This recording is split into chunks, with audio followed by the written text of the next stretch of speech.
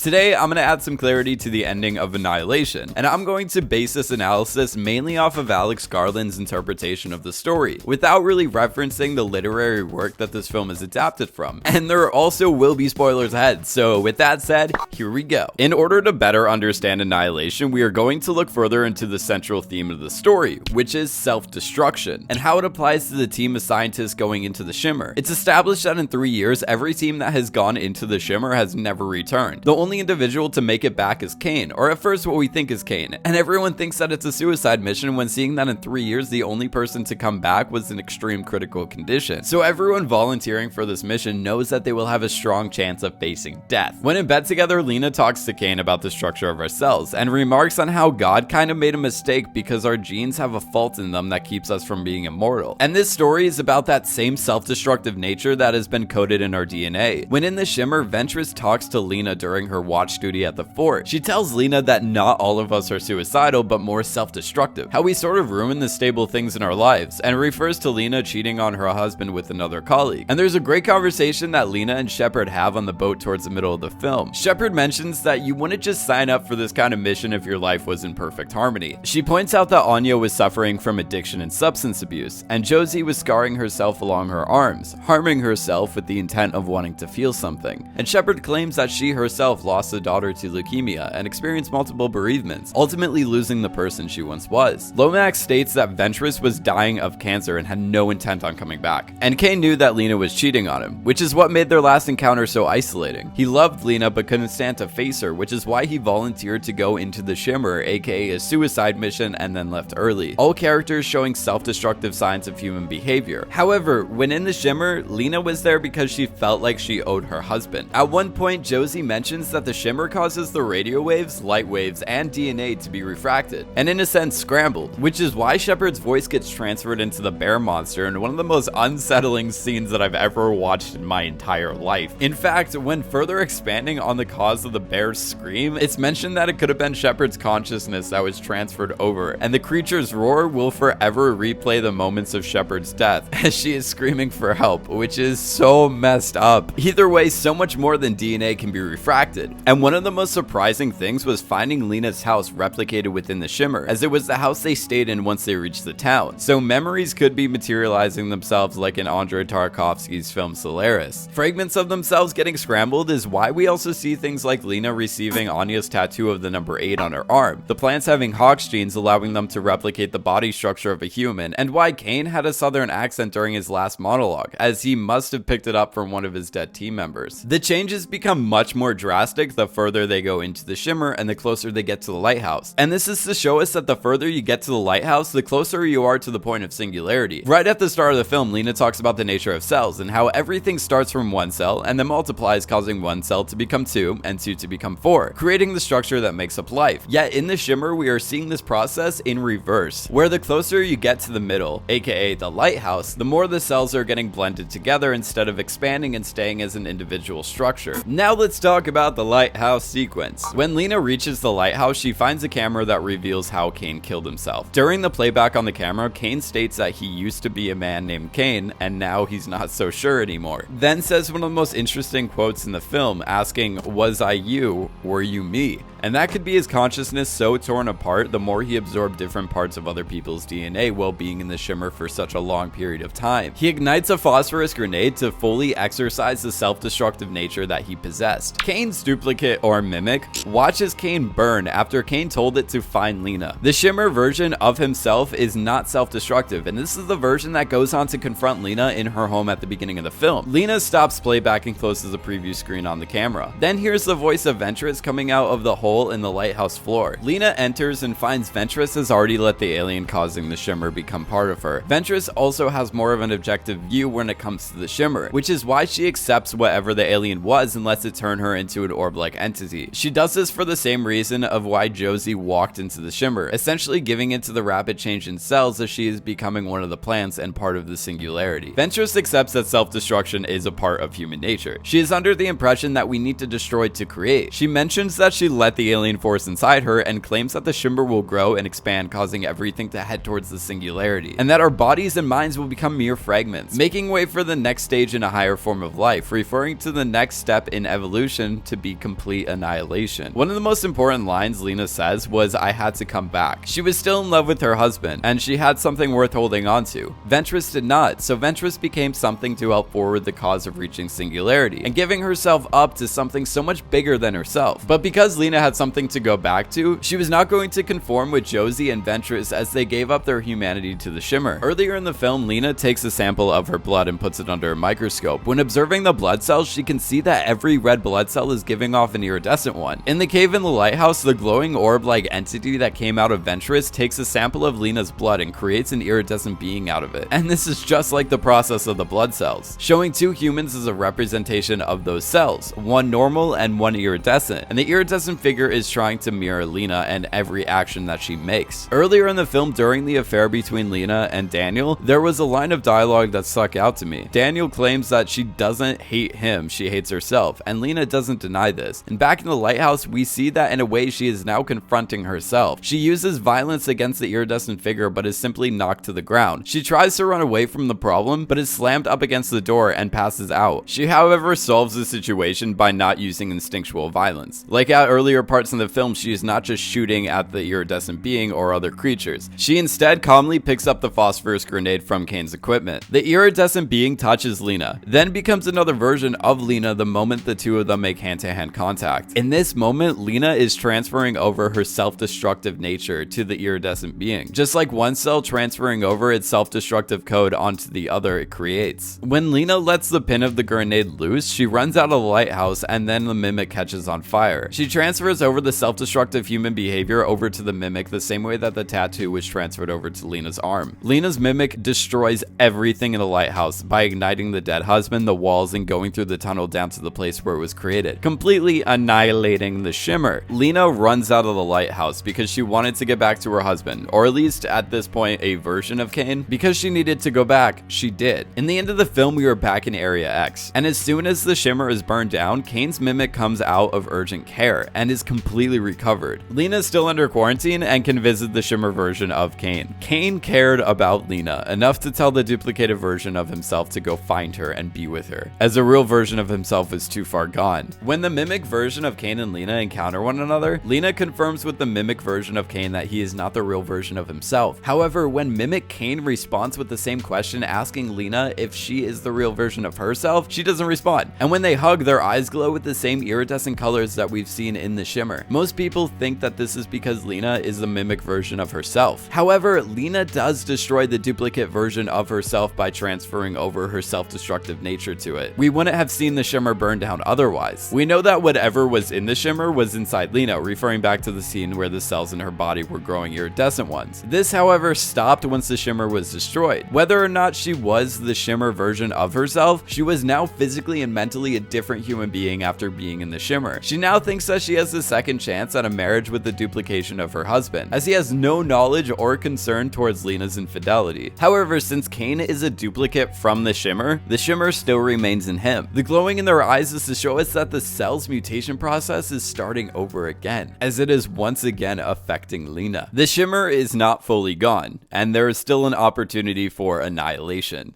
And those were my quick thoughts on the ending of Annihilation. I will definitely be releasing more videos on this film because so much crazy, awesome, beautiful sci-fi stuff happens in the story. So if you guys learned something today and also love sci-fi analysis, please subscribe to this channel to help keep it going. As always, thank you guys so much for watching, and I will see you in my next analysis of Annihilation.